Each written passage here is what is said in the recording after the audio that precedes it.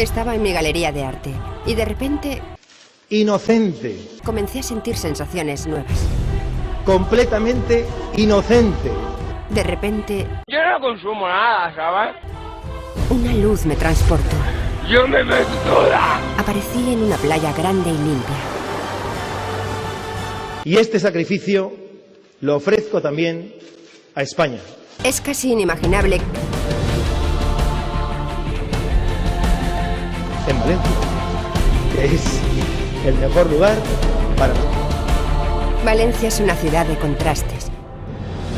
Paco Camps es un gran presidente. No lo merecen. Pude sentir la energía histórica de los edificios, espacios y monumentos.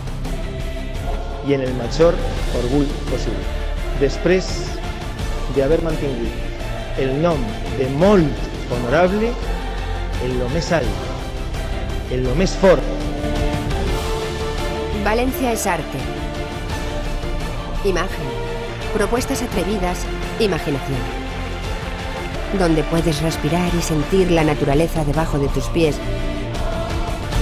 Y que caminando puedes llegar al corazón de África.